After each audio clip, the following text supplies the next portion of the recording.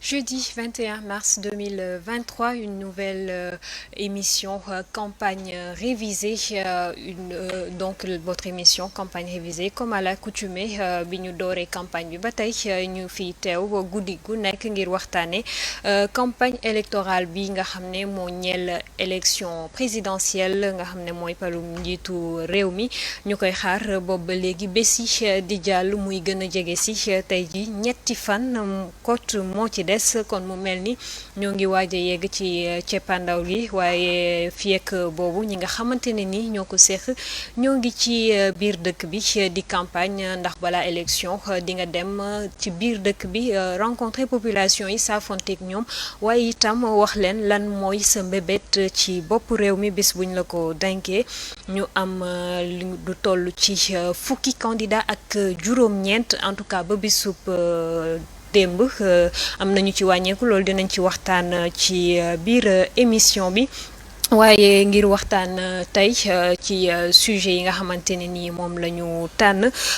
bokk na ci li nga xam ne mooy dernière ligne droite bi presque comme je vous le disais ñetti fan ñoo des élection yi jot waaye ñaari fan ñoo des ci campagne bi ndax ku ne xam na ne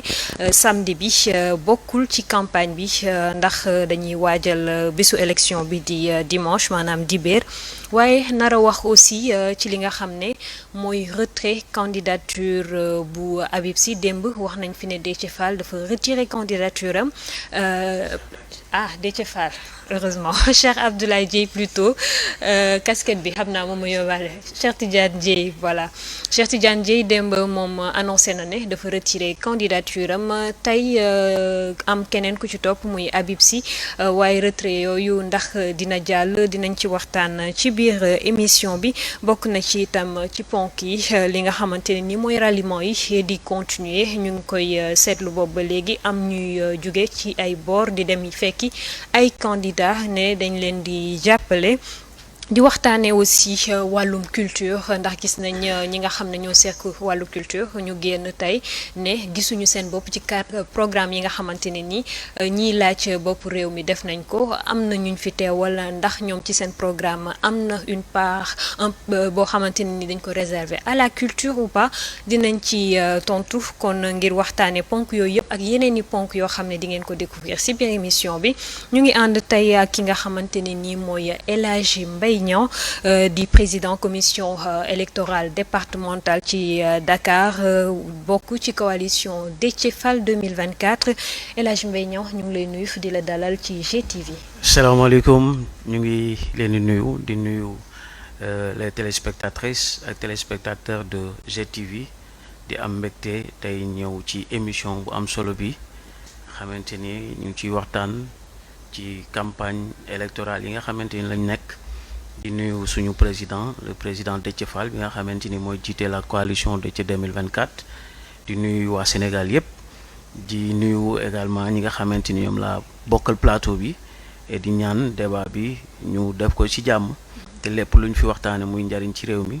ndax ñun ñëpp je sais que ni Sénégal rek moo ñu ñor moo tax ñu engagé ci ay parti politique wala ci ay coalition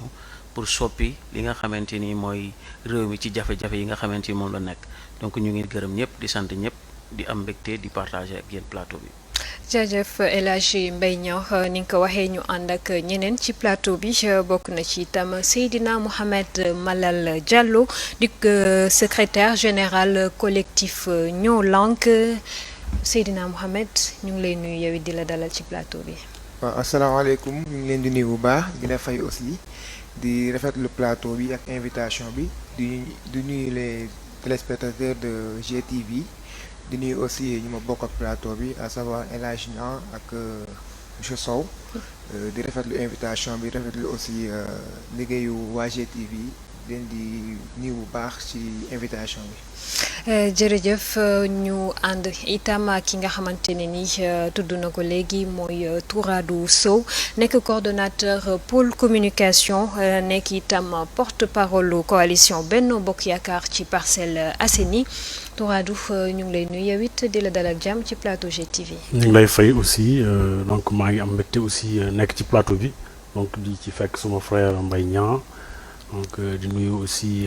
Seydina Diallo. donc di am mbégte daal nekk fii pour waxtaanee nga xam ne moo ëmb réew mi muy campagne électorale bi donc di nuyu téléspectateurs yëpp donc di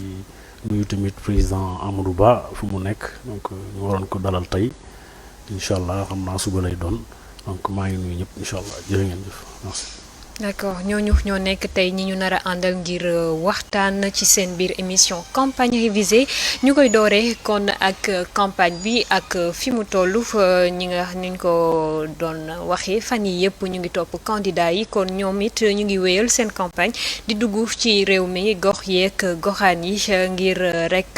gën a waxtaan ak population bi ndax population boobile ñoo nar a fal incha allah bëccëgu 24 mars. incha allah kon ñoom la ñuy jàkkaar lool di jéem a waxtaan ak ñoom ngir mën leen a convaincre ñu voté leen dimanche fan la ñu toll ci seen campagne loolu la ñu Mansour Diassé tënkal indil ñu ko tey. gannaaw Ziguinchor Sédhiou Kolda Fatick ak Kaolack candidat bii di Diomaye président wala coalition bi ànd ak Diomaye président ñu nga woon fële ca Diourbel te kii di Aïda Mbodj nekk leader ca gox boobule tatagal leen ànd ceeg mbooloo mu bëri Mamadou Lamine Diallo moom mu nga woon fële ca Bawol candidat bu coalition tekki moom nag xamle na fa ne suñu institution yi ànduñoo ko suñuy aada ndax dañ ko doon ci ñi nga xamante ne mooy ñii di colonisateurs yi candidat bu Benno Bokk Yaakaar Amadou Ba mu nga woon fële ca Fatick kii fi nekkoon njiitu jëwriñ ñi fësal na fa ne amut naatable ne day gañe foofu la ca Fatick Serigne Mboup jiite coalition ànd nawle ànd liggéey jël na engagement alarba ji fale ca Matam ne dina amal ay infrastructure yoo xam ne dina mun a indi yokkute ci wàllum agriculture ak élevage si localité boobule candidat Pape Djibril Fall mu nga woon fële ca région de Diourbel moom nag mu ngi xamle ne mooy candidat wu ndaw ñi mu doon amal meeting fële ca Ziguinchor candidat bu coalition Aly Ngouille 2024 moom nag fësal na fa ne bés bu mu nekkee njiitu réew mi dina valoriser lii di agriculture ngir développer boobule région Cheikh Tidiane Dièye candidat bu présidentiel bu 2024 dimanche ji daa mujjee retiré lii di candidature. jaajëf Mansour Diassé kon ngir dugg ci waxtaan wi ñu tàmbale ak ki nga xamante ne ni mooy El Hadj Mbaye Niang ñu gis ne Ziguinchor dañ ko considéré woon comme ñoo am nañu doon wax ne ñoom moom Ziguinchor est-ce que du loolu moo tax candidat yëpp utali fa yéen Déthié coalition Déthié 2024 dem ngeen Ziguinchor wala yeggagoo leen fa. waaw Rey ñu ngi amaat mbégte di wax ni tey suñu président Déthié Fall mi ngi Diourbel démb mi ngi woon Mbacké yàlla def aussi fu mu jaar Sénégalais yi génn wan ko seen sympathie donc il faut ñu profiter ci occasion bi pour remercier Sénégalais yi vraiment ci marque de sympathie bi nga xamante ni moom lañu réserver le candidat Déthié Fall donc nag demoon na Ziguinchor te bi mu demee Ziguinchor aussi defe naa ni à des heures tardives la fa yegg ñu gis vraiment une foule immense ñu génn teeru ko jusqu'à des coups de ay 2 heures du matin nga gis vraiment mbooloo bi toppoon ci ginnaaw mu nekk loo xamante ni ñun ñëpp daf ñu bettoon parce que comme ni ñu koy waxee am na zone yoo xamante ni dañuy jàpp ni souvent fiefu souvent diw la wala fiefu diw mais nag politique moom li ñu ci wax rek mooy ku nekk na nga am engagement am conviction am gëm-gëm ni politique nit ñi kenn moomu leen ñoom ñooy xool lu dal seen xel ñu dem ci loolu te jàpp naa ni le candidat Déthié Fall programme bi nga xamante ni moom la proposé Sénégal yi di un Sénégal bon à vivre et beau à voir fu mu dem ci Sénégal dinañ ko wuyu parce qu'il a pris en compte li nga xamante ni mooy les secteurs yi war a développer le Sénégal mu am nag programme bu am solo pour nga xamante ni mooy Casamance parce que yaa ngi wax léegi ci peut-être ci candidat yi nga xamante ni jëluñu en compte la culture dinañ ci ñëwaat buñ ci tollee mais dañuy wax ni le candidat Déthié Fall jël na en compte lépp loo xamante ni tey ay secteur la xamante ni war nañ ci appuyer pour développer le Sénégal donc ñu ngi xam ni nga xamal Sénégalais yi nii incha allahu rabbi li ñuy gis souvent ci campagne yi souvent du loolu aussi mooy refléter les urnes parce que tamit ñiy voté ñu ngi ci kër yi xam nga am na ci ñoo xamante ni ma tooñ suma frère Tourado tey bu ñuy mobiliser il faut ñu jënd ay yére ay t-shirt joxe xaalis pour gars yi génn des fois am ñoo xamante ni aussi des fois la masse qui suit donc du loolu mooy voter les Sénégalais qui votent c'est des électeurs yor seen carte électeur toog di observer di xool candidats yi par rapport à leur profil par rapport à leur programme pour mën a dem le jour J voter te jàpp naa ni loolu bu ñu ko dee xool tey fii candidat Déthié Fall moo fi présenter le meilleur profil am aussi li ñuy wax le meilleur programme pour développer ce pays ndax tey wax nga ko yeneen candidats yi kenn jëlu ci en compte la culture te moom à travers la transformation économique du pays daf ci jël lu am solo li nga xamante ni mooy culture donc loolu la ñuy wax ni vraiment campagne bi ni muy déroulé aussi ñu ngi koy rafetlu parce que yàlla def na ñu ngi koy def ci jàmm bien que des fois nga gis ay coow yu ndaw yu ci am mais loolu nag ak politique des fois lu ci mën ñàkk mais vraiment campagne ni mu déroulé bett na Sénégalais yu bëri par rapport ak contexte yi ni mu demee woon ci xalaat ni élection dañ koy reporter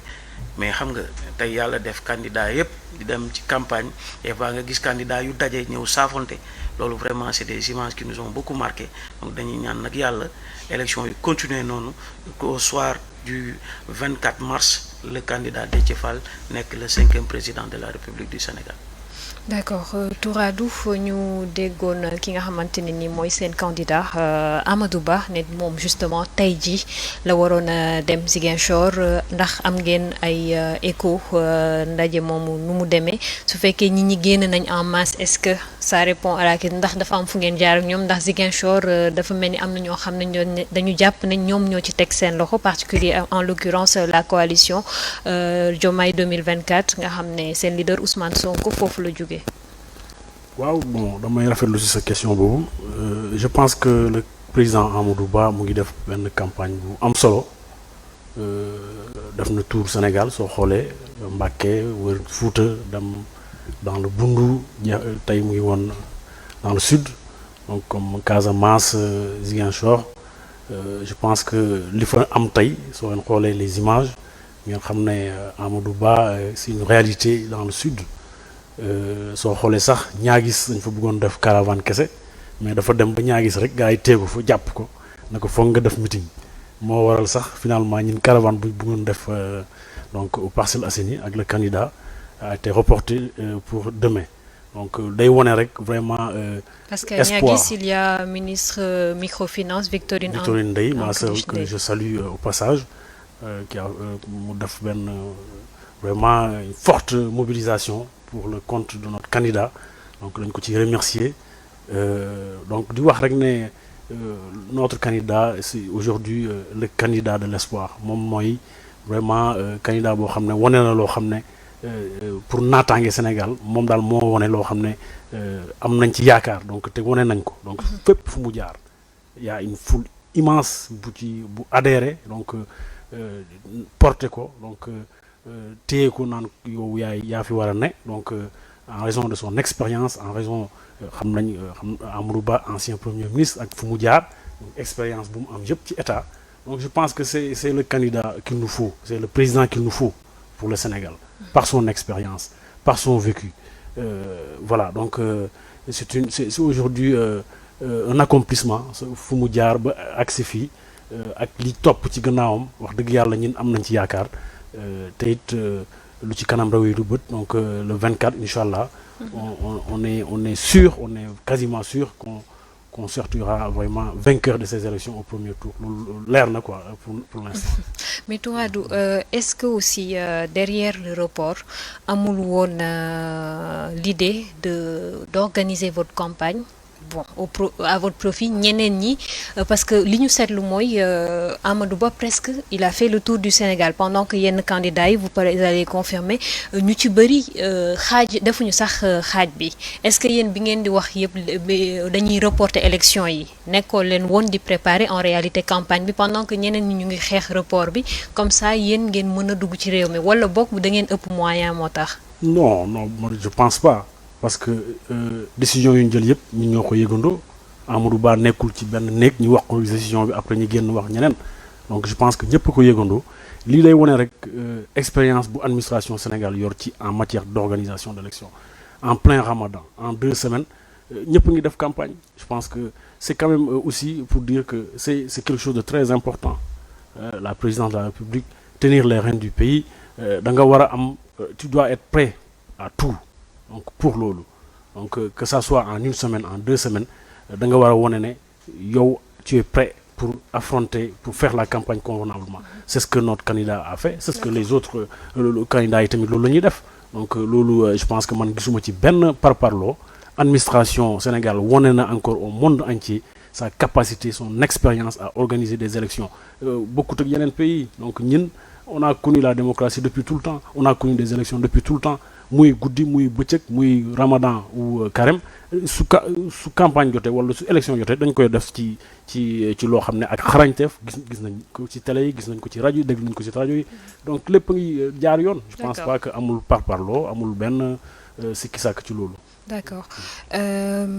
Seydina Diallo yow nga bokk ci collectif bi nga xam ne mooy Ñoo Lank ñu ngi wax léegi waxu report élection yi ñu gis taxawaay bi ngeen ci amoon ngir rek ñu respecter le calendrier républicain naam amoon na un premier report mais après da ngeen doon insister tout le temps pour ñu respecter le fait ñu tànn date avant le 2 avril alors aujourd'hui tànn nañ une date avant le 2 avril ndax am ngeen satisfaction wala tey des na seen combat des na. alors ñun dañuy rafetlu déroulement campagne bi déjà comme ñu ko sama co-débatteur waxee parce que il faut noter que effectivement nous sommes dans une situation qui était un peu particulière, le Ramadan, le carême, les jours de campagne qui ont été réduits, mais n'empêche candidat yu ñu kale woon yëpp ku ci nekk def nga sa campagne convenablement te dégguñ ci des coow yoo xamante ne c'est majeur. Dégguñ fi cas de mort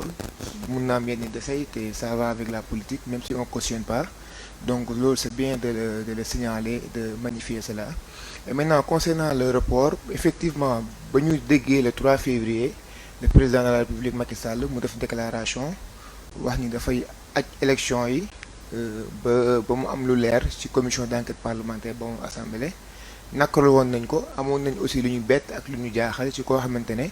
faloon nañ ko fukki at ak ñaar pour mu liggéey mu dem ba veille bu mu war a demee pour keneen ñëw wuutu ko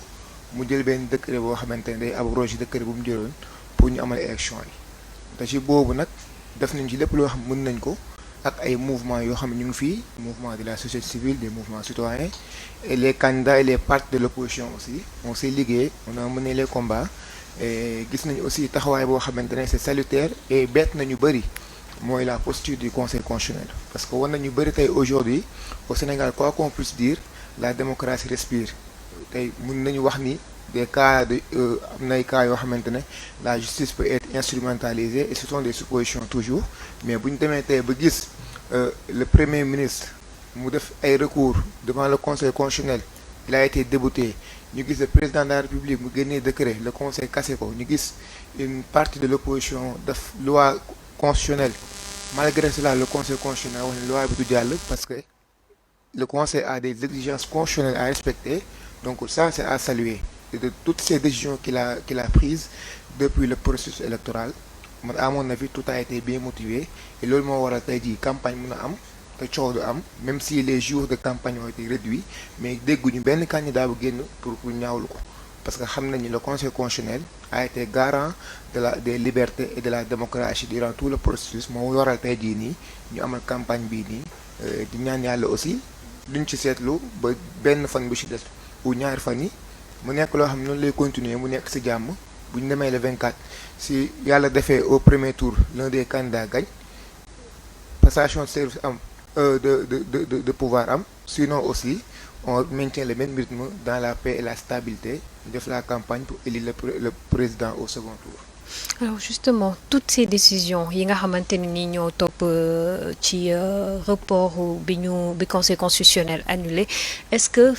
remettront en cause aujourd'hui les accusations de corruption yi nga xam ne ñoo indi woon justement report élection yi?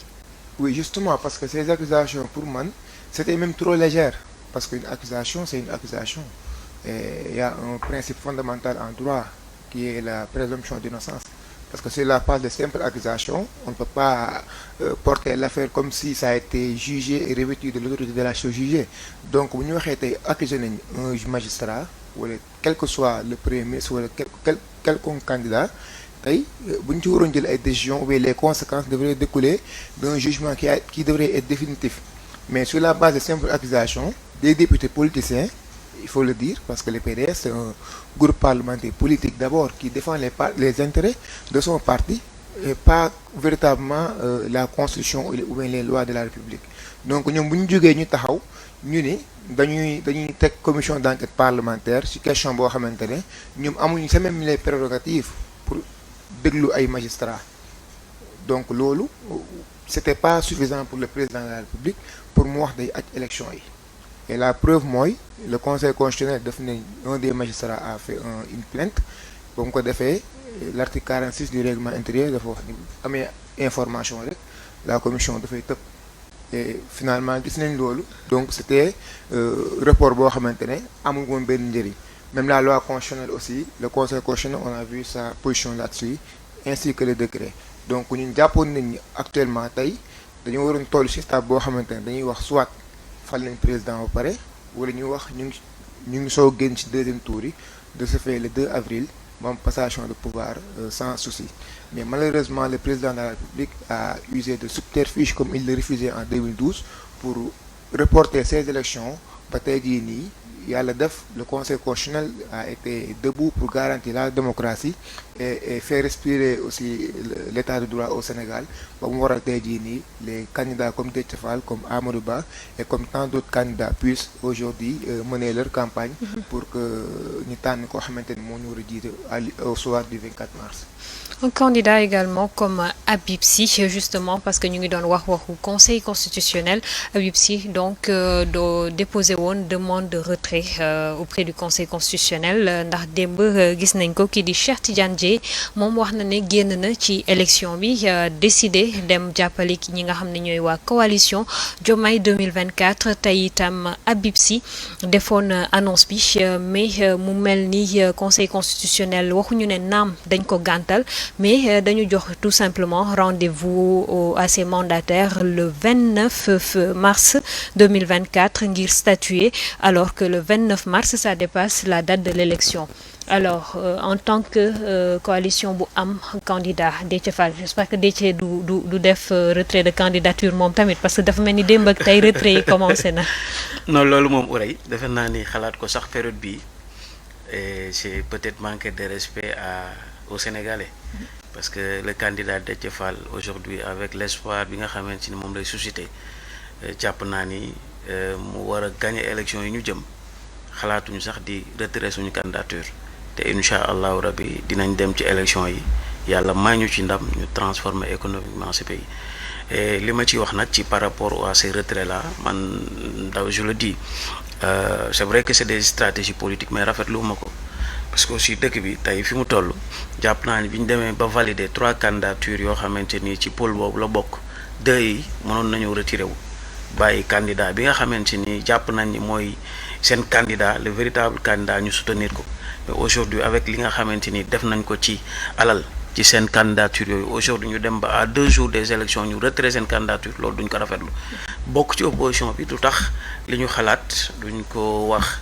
mais li rafetoon mooy avant ñuy dellu ci période bi ñu waxtaan xool naka lañ pour retirer seen candidature parce que ñu ngi nii def nañ déclaration bi te aujourd'hui conseil constitutionnel validé gu ko donc yooyu aussi dañuy wax prochainement ñu jël en compte li nga xamante ni mooy charge yi nga xamante ni ñoom la ñuy def ci ñoom mu waroon retourner waat ci askan bi donc loolu daal lañ ciy wax te di ko ñaawlu bu baax et di la ñaan aussi prochainement suy stratégie politique parce que politique ay stratégie ñoo ànd mais bu ñu demee ba ñu gis ni peut-être kii mooy suñu candidat on n'a pas besoin di perdurer di ñàkk di yàq foofu temps mais aussi di jël alalu askan bi di ko utiliser ci loo xamante ni après day dem dans le vent donc loolu daal lañ ciy wax. Alors Touradou retrait candidature notamment bu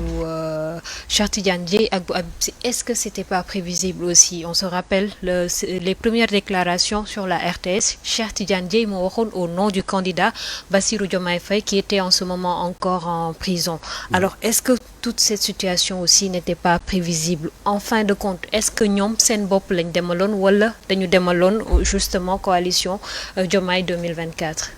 Bon, moi, je ne considère pas ça comme un retrait, parce que M. Habib Sy, depuis bon campagne, même avant ça, il s'est comporté toujours comme un candidat de l'autre côté. Enfin, même pas un candidat, mais un souteneur d'un des candidats. Donc, moi, je ne considère pas ça comme un retrait. C'est juste pour dire que, voilà, jàpp naa ci voilà comme lu suma frère wax frère Mbaye Niang stratégie politique maa ngi ci xam na ne moos moom xam na ne mënul dem comme beaucoup de candidats d'ailleurs je pense que la élection présidentielle dafa nekk lu am solo ku duñ ne bërël rek ku nekk yëkkati loxo ne dama bëgg nekk candidat xoolal fu ñu commencé 200 et quelques candidatures ñëw def 19 candidatures nga jékki-jékki ñii di yolleeku par ndànk-ndànk donc loolu c'est pas man pour man loolu daal vraiment du lu sérieux lu mel ni présidence de la République donc ku nekk dafa war a xam boppam waaw donc xam dem ba mën commencé laaj mais yow mënagoo ngay xataraayu wala ngay def ay stratégie pour ñu xàmmee ma wala ngay def leen loo xam ne pour su ñee kii nga jàpp ci wala nga am ci non il faut être sûr de soi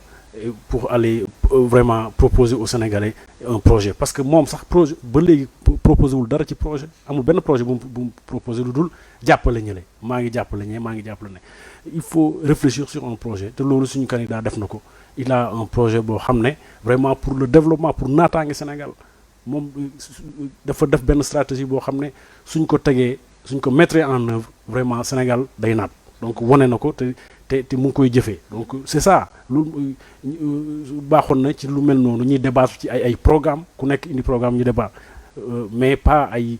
maa ngi jàppale kii wala dem ba ci digg ba na man kat mënatuma donc loolu c'est pas sérieux daal voilà. Alors Seydina Malal aujourd'hui yéen ngeen seen kii bi seen groupe bi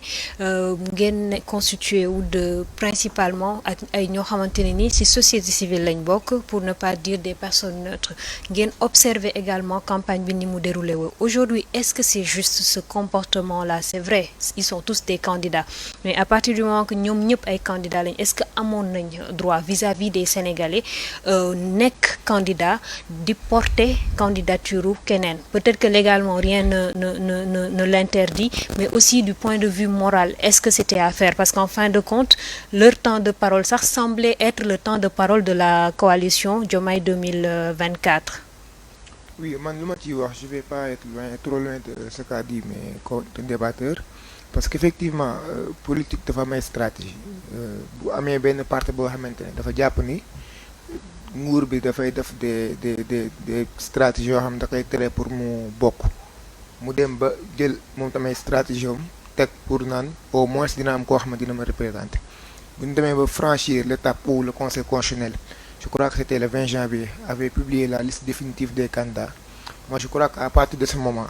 képp ki nga xamante ne yow tu savais en âme et conscience que yow doo nekk candidat tu n'es pas candidat dañ laa yónni tu devais te retirer pour permettre une meilleure organisation de l'élection parce que je trouve même pas pertinent des personnes qui savent que ñoom bu ñu demee ci élection yi mënuñu egg ci élection yi ils ont pris le temps puis temps soit peu nu mu gàttee campagne bi def wër ay dëkk wax ak ay sénégalais def ak ay images à leurs effigies dem ba à 72 heures de l'élection pour dire que je me retire au profit de telle ou telle chose moi je crois que ça c'est pas sérieux ak comment ci def je crois que c'est pas sérieux bi nga xamee dañ laa yebal parce que aussi ñu ngi fii gis nañ nu mu demee les parrainages on a vu comment ça s'était passé c'est la coalition de Ousmane Sonko et de Diomaye qui avait parrainé ces candidatures donc bu ñu demee ba gis ni ñoom li ñu doon bañ amul c'est-à-dire candidature yi ñu doon bañ ñu mu bañ a am c'est-à-dire bu Ousmane Sonko ak bu Diomaye bu Ousmane Sonko amul mais bu Diomaye jàll na donc les deux autres ils devaient se retirer automatiquement et soutenir la coalition Diomaye afin de permettre à l'administration le conseil constitutionnel de bien organiser voilà parce qu'il y a des dépenses qui ont été déjà faites comme impression des bulletins de vote et tout ça même si c'est pas trop significatif mais quand même boo amee boo aspirer am benn responsabilité ci dëkk il faut nga jox cër ñi nga xamante ne ñoom nga ko sekkal nga bàyyi ba ay 2 jours 3 jours pour wax nekkatuma candidat te amoo benn motif bu valable loolu aussi tu rends ta personne même douteuse pour demain ñu war la confier dara les gens vont dire mais cette personne là est-ce qu'il est sérieux dans ce qu'il fait parce qu'il peut rester à la veille d'une mission et dire que je peux plus y aller parce que ba ma koy jël leneen moo taxoon donc ça décrédibilise même et franchement moi j'ai un énorme respect pour Cheikh Tidiane Dièye j'ai eu à côtoyer dans le cadre de M2D. J'ai un énorme respect pour lui et je comprends pas cette attitude pour Habib Sy. Bon, je suis pas trop surpris. D'accord. D'accord, donc ñoom ñu ngi xool ba xam fu muy mujjee. En tout cas pour le moment il semble que implicitement conseil constitutionnel dafay maintenir en tout cas le candidat Habib Sy dans le processus, parce que bu ñu leen joxee rendez-vous le 29, ça veut dire que ce n'est plus possible. Ils sont encore dans cette élection et je pense que c'est mieux, parce que yaa ngi wax ne peut-être c'est pas significatif, mais combien de bulletins ont été tirés? Je pense que à ce jour tous les bulletins ont été tirés. Si on a tiré les bulletins de Habib Sy, de Cheikh Tidiane Dièye ak autant de personnes yi nga xam ne ñoo nekk ci fichier électoral bi, encore que duñu yem ci chiffre boobu kese, ça doit être énorme en termes de dépenses. À l'impression des bulletins, mais aussi en fait les agents de la RTS qu'on a mis à leur disposition, leur sécurité, tout ça c'est des charges que l'État va subir. Hein? Donc la couverture médiatique, moi je vois que ça ne valait pas la peine. Au moment où amoon nañu candidat muy Bassirou Diomaye Faye, il devait se retirer simplement, mais vraiment li ñu def nii moom benn Sénégalais du ko rafetlu. Alors pendant ce temps ñooy am na ñeneen ñuy rallier ci coalition yi, mais nekkuñu woon candidat. Ñi ci ëpp lu ñu enregistré en tout cas ñun côté média li ñu remarqué, ñenn ñi dañu dem ci coalition Diomaye 2024, ñenn ñi ñu ngi ci coalition Amadou Ba, ñeneen ñi dem ci Khalifa Ababacar Sall. Aujourd'hui est-ce que ces ralliements mën na apporter lu bëri ci candidat yi? Rëy defe naa ni ces ralliements là la plupart ñi ma ciy dégg ñoom ñooñu bu ñu mënoon dañuy nekk candidat, parce que la plupart d'entre eux dañoo dem parrainage ñu teel leen et ñoom ñëpp xam nañ leen, c'est des politiciens que de nom, mais y a rien derrière eux. Amul kenn ku ci am base politique bu lay permettre nga jàll parrainage, c'est ça la réalité. Foofu ñoom ñi fa nekk ñii di rallier fii di dem fii, man gisuma ku ci am base politique bu lay permettre nga jàll parrainage, et la plupart ni ñuy jàlle parrainage xam nañ ko. Xam nga dem ci groupement de famille wala dem ci yenn association yi ñu collecter la ay carte d'identité, mais nga dem boo déposer c'est pas légal, et la plupart ñu si bëri ñoo bokk ñu ñuy déposer, parce que groupement yi ñoo leen di jox carte d'identité yi ñi kii, mais koo ci xool amul benn base politique bu nekk derrière lui bu koy permettre tey mu jàll parrainage. Kon kooku bu demee soutenir kenn tour la koy soutenir, mais derrière lui y a rien du tout. Donc kon ñun dañuy jàpp ni ñun coalition Déthié 2024 ñun ci li ñu focaliser mooy la base, xool ñi nga xamante ni c'est des responsables nekk ci ay coordination, yore ay département, mbooloo topp seen ginnaaw, ñun ci ñooñu leen doon miser. Tey boo gisee le candidat Déthié Fall, département bu mu dem ñi fa doon représenter Déthié en fait Idy 2019 aujourd'hui rallié nañ ci li nga xamante ni mooy Déthié 2024. ñun organisation boobu lañ jëloon, mais jëluñu woon xool ay tur yoo xamante ni yàgg nañ fi di politique, yóbbuñ fenn réew mi, amuñu benn base politique, dem suba xëy woote say presse benn salle bu ndaw rallié naa fii, alors que tu n'apportes rien du tout. Ñooñu ñun jàpp naa ni loolu ñoo tardé réew mi, te ñu ciy dem ñu si bëri ci yenn coalition yi, il faut que sénégalais yi wala soit ñooñu ñuy fekki ñu def attention bu baax a baax ci ñi leen di fekk si, parce que yow mënoo nekk si benn affaire di fa nekk ci pouvoir wala dara pendant 12 ans 13 ans joxuñu la responsabilité wala jiitaluñ la nga dem topp ci ki nga xam ne jàpp nga ni muy ennemi numéro 1 de la mouvance présidentielle ba du dem ànd ak moom pour suba bu kooku jotaatee nguur gi nga ñëwaat partage du gâteau. Et loolu damay lancer alerte que coalition bu mu mën a doon ñi nga xamante ni nekkoon nañ ci nguur gi def lu leen neex ba xam ne tey mën nañoo ñàkk élection yi, ñu dem di rallier waat ci beneen coalition, que ñi nga xamante ni ñoo jiite coalition yi qui fassent beaucoup attention, que demain lépp lu ñu fi def ils seront responsables devant les Sénégalais. Parce que tey changement lañ bëgg, mais bëgguñu bëgg changement, mais ñi nga xamante tey dañoo nekkoon ci mouvance présidentielle def fa lu leen neex, li ñu fa def yëpp ñu ñu weng pendant 12 ans, mais nga xëy un bon jour ni yow da nga set parce que ci opposition bi nga bokk. Au nom de quoi? Loolu kenn mënu ko ci li ñu ciy wax rek mooy c'est des gens qui ne représentent rien, mënuñu apporter, amul kenn ku ci mën a voteloo 100 personnes. D'accord. Toi, parmi justement ralliement yooyu ñu noté ci démb bosu Rose Wardini qui était candidate candidate elle-même, rattrapée malheureusement par la binationalité, l'interdiction de la binationalité par la Constitution. Tey mu déclaré ne dafa ñëw soutenir Amadou Ba. Est-ce que ça ne fait pas douter, surtout si on a suivi le processus ñu am candidat yoo xamante ne ni am nañ ñu ne sax des na mais moom au moins ba sam ça a été prouvé ba elle a été obligée de retirer sa candidature tey mu ñëw ci camp wu parti présidentiel bi est-ce que ça ne va pas plus vous porter préjudice qu'autre chose? Bon, je pense que matière politique moom ma ku bëgg am nit ngay bëgg nit ñi di la fekk donc soo ñëwee il faut nga nekk koo xam ne nga war a ubbeeku ku ñëw bokk jàppale la donc Rose Wardini le fait que mu ñëw on salue cet acte, on la reçoit avec les deux bras comme tous les Sénégalais parce que ñun notre candidat c'est un candidat qui veut rassembler tous les Sénégalais amul kee amul kële amul kii ancien candidat la woon wala kee ku bëgg bokk ñëw jàppale ñi dañ lay ubbil suñu loxo ne la ñëwal jàppale ñi parce que Sénégal la ñuy liggéeyal Sénégal la ñuy bëgg a liggéeyal te ñooñu tamit bien que c'est des anciens candidats spoliés ou pas en tout cas c'est des Sénégalais donc maintenant sur l'autre aspect il y a toujours une réalité politique soo xoolee mën nga nekk Sénégalais lambda nga ñëw ne man kat bëgg naa bokk ci kii mais tamit lu ñu ci gën a gis en matière de suñuy wax ralliement c'est entre des partis qui ont une réalité politique légitimité politique ci Sénégal là on parle de ralliement mais si c'est une personne où il y a quelques personnes qui sont derrière voilà moi je dis pas un ralliement c'est juste un soutien voilà d'un Sénégalais qui adhère finalement à une cause mu xalaat ne kii kat lu may xeex ak lu muy xeex ñoo xaw a méngoo ñoo xaw a nuroo téemaa dem jàppale ko man ñun on est là on est ouvert on est un candidat qui rassemble le Sénégal qui veut rassembler le Sénégal donc on est content qu'elle vienne nous appuyer voilà. D'accord. Merci. Alors Seydina yéen en tant qu'observateur ban lecture ngeen am tey ci ralliement yooyu sachant que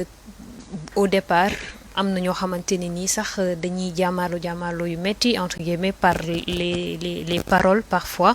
ñu xëy un bon jour retrouver waat que mu nekk camp présidentiel que mu nekk beneen boor est-ce que aujourd'hui tey loolu dina refléter une certaine sincérité de la part de tous les candidats en fait. Alors bon man lu ma ciy wax rek je vais d'abord venir sur ñoo xamante ne il fut des temps ils étaient à la mouvance présidentielle ñu bokk fa nekk fa et après bon pour la plupart lu leen génnee c'est pas par conviction à mon avis parce que pour la plupart bu dee on prend le cas de la première en tout cas leader bi fa gënoon mag bu ñu ko génn c'était Mimi Touré su ma juumul bu mu génnee c'était sur la base de sa non sélection pour la présidence de l'Assemblée nationale après bon quoi qu'il puisse dire loolu moo taxoon mu génn te Sénégalais yëpp c'est ce qu'ils avaient vu. Malheureusement on met plus en avant le fait que moom peut-être nanguwul woon une éventuelle troisième candidature du président de la République. Oui, elle avait eu cette position bien avant que la question du troisième mandat puisse faire l'objet de débat. Elle avait eu cette position. Mais aussi, lorsqu'elle avait été choisie comme tête de liste de la coalition Benno Bokk Yakaar, elle ne s'est jamais prononcée sur cette question. Absolument. Elle n'a jamais dit que c'est ça ma position ou pas. Elle avait dit qu'elle allait laisser au président de faire son choix et qu'il allait respecter la Constitution, à mon avis. Donc, moom bu ñu ko gisee tey ci opposition bi bon moi j'y suis pas mais tey na sama xel parce que je me dis que c'est pas cohérent même logique pour logique ku xamul Sénégal boo ko expliquer il dira mais il naka la mën a nekkee parce que Mimi Touré comment est-ce qu'elle peut aujourd'hui dire dafay opposer ak Macky Sall ça je peux pas le comprendre il en est de même pour Aly Ngouille Ndiaye naka la mën a taxee wax dafay opposer ak Macky Sall sur la base de sa non sélection parce que tey bu doon s'il avait porté la candidature de Benno Bokk Yakaar il allait défendre le bilan de Macky Sall pour nous la continuité. Mame Boye Diao aussi pareillement Mahammed Boun Abdallah Dionne donc man je me dis que ñooñu je peux pas les considérer comme des opposants maintenant libre à tout Sénégal de dire que tel est opposant tel n'est pas opposant mais moi personnellement je peux pas avoir cette même lecture que certains parce qu'ils ne peuvent pas être opposants. Aujourd'hui, si on disait que c'est ça le bilan de Macky Sall, chacun de ses collaborateurs en a une part de responsabilité. On ne peut pas tout lui imputer lui, bien vrai qu'il était au chef de tout, mais chacun de ses collaborateurs a une part de responsabilité. Et Mimi Touré en a une grande part parce qu'elle a été ministre de la Justice, elle a été Premier ministre, elle a dirigé une institution. Donc, elle a occupé des postes stratégiques sur le gouvernement Macky Sall. Mamboy Diao, si on parle de lui, il a été 2 fois directeur général. Aly Ngouille Ndiaye, il a été ministre de l'Intérieur. La seule élection que Macky Sall a organisée pour l'instant, présidentielle en 2019, c'est Aly Ngouille Ndiaye qui l'a organisée. Il a occupé des postes ministériels. Mohamed Boun Abdallah Dionne a été Premier ministre. Je crois qu'il était le Premier ministre qui a beaucoup plus duré à cette fonction. Donc ces gens-là, on ne peut pas leur distinguer du président Macky Sall. Pour moi, c'est pas logique. Aussi, pareillement pour nous, opposition, 2022, ils étaient ensemble. 2024, ils se regardent comme des chiens de faïence. On voit ça et pour nous, parce que à chaque fois, nous, c'est le problème avec les politiques. Parce que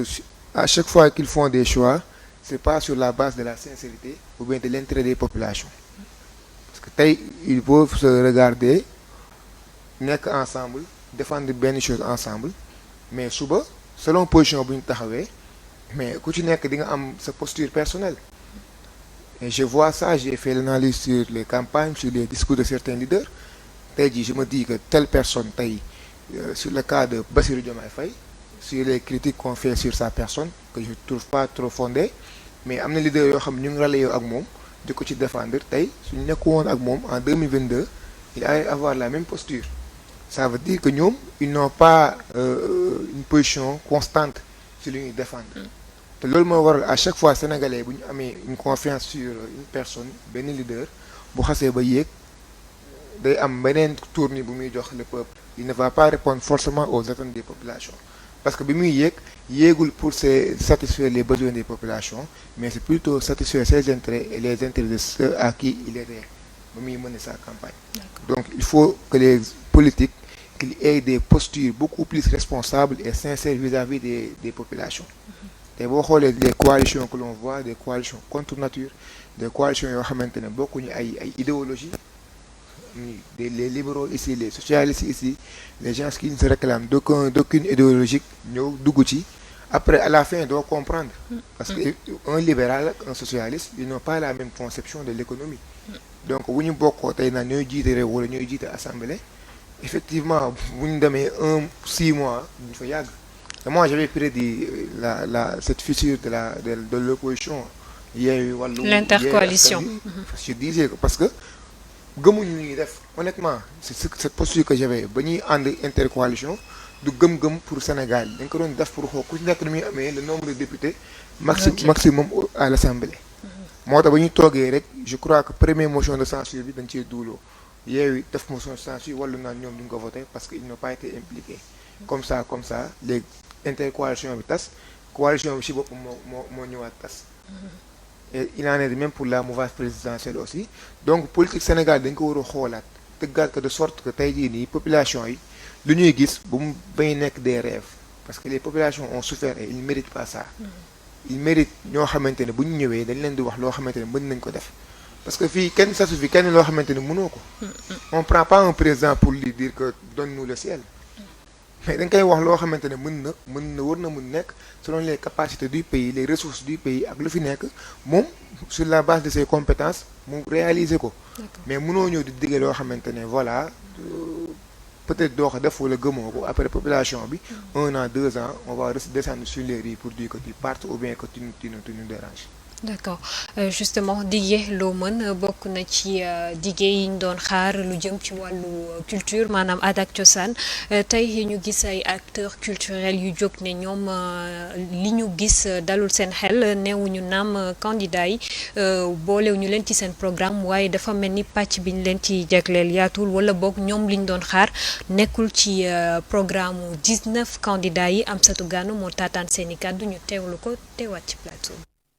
démb amaloon nañu ab ndaje ngir mun a naqarlu lu fukk ak juróom-ñeenti candidat yi def ñu jàpp ne nag ñooñu fulaaluñu benn yoon li nga xamante ni moo nekk secteur aada ak cosaan mel ni rek dañ koo xeeb ba tax na sax campagne électorale bi ba mu dooree ba tey lu ñu leen dig lu néew la accordé wuñu ko importance bu bëri ci seen programme te yeneen secteurs yi yooyu les candidats di leen dig àddunaay li ci biir waaye nag liggéeykat yooyu nekk ci biir secteur aada ak cosaan amuñu benn yoon li ni mel tax na sax ba kii di Ngoné Ndour nekk PCA fële ca SODAV maire ba futtu di xam leen rek yooyu les candidats dañaa war a xoolaat ni mbir mi tëddee waaye yooyu les candidats dañaa war a gën a fulaalal ak dooleel secteur aada ak cosaan ndax nekk na pàcc bu am njëriñ ñu def seen kéemtalaay kattan ngir la war a aada ak cosaan ndax Sénégal moom rek la am ba tax na sax kii di Gassiri Diagne nekk membre comité d'éveil des artistes moom tamit di naqarlu boobu les situations nga xam ne tax na ñoom ñi ñu daal di jug ngir ñu dégg seen baat daal di taxaw temb ne yooyu les candidats war nañoo def seen kéemtalaay kattan ngir daal di gën a valoriser secteur culturel ndax ñoom jàpp nañ ne bu ñuy wax culture daanaka Afrique moom la ñu teg ca kanam ba tax na sax Gassiri Diagne di xamle rek dañaa néewal secteur culture te daanaka nag boobu le secteur bokk na ci pàcc yuy gën a créer emploi waaye su fekkee ne culture dañ koo jël rek daal di ko teg ci wet ga ñoom fii Afrique jàpp nañ ne bokk na ci facteur yi nga xamante ni mooy gën a sukkali réew ba tax na sax waruñu leen bàyyi benn yoon ginnaaw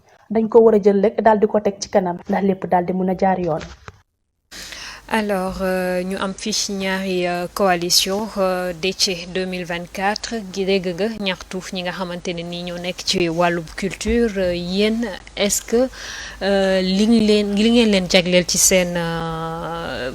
biir programme tax na koo demee noonu ndax ñoom dafa mel ni xool nañ programme yi waaye gisuñu ci lu leen doy. bon Ourey foofu xam naa peut-être dañoo jum wala liiruñu bu baax le programme Sénégal bon à vivre et beau à voir parce que le candidat Déthié Fall ci li nga xamante ni mooy axe 2 bi daf ci wax li nga xamante ni mooy la transformation économique du pays